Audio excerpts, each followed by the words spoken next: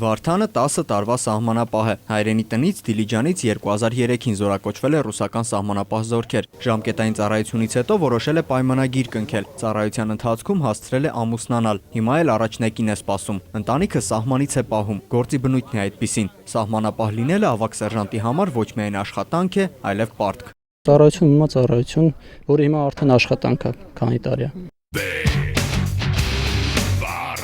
Վահրամի ու ծառայեկից ընկերների համար այսօր պատասխանատու օր է։ Պիտի ցուցադրեն տարիների ընթացքում յուրացրած սահմանապահի հմտությունները, անգամ զինված սահմանախախտներին վնասազերծելը րոպեներ է տևում։ Վայրկյաններ անց էլ մարտական զենքով սկսում են ուսումնական վարժանքները։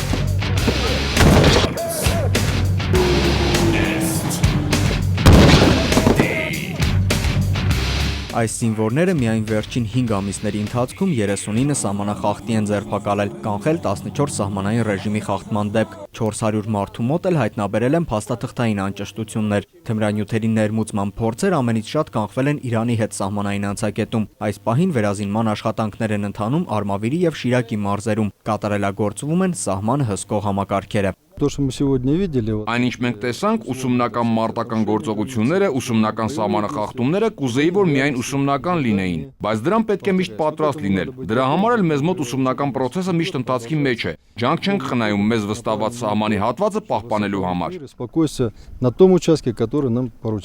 Սահմանապահներից բացի ու նրանց հետ սահմանը հսկում են նաև գյուղացիները։ Անցած 4 տարիների ընթացքում նրանք 30-ից 40 սահմանախախտ են բացահայտել։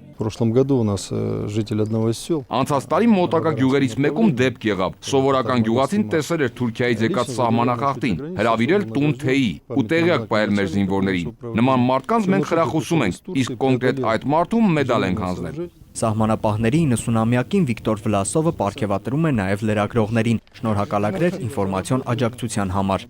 Սպարտակ Գրիշյան, Վահե Եղիազարյան, ժամը լրատվական։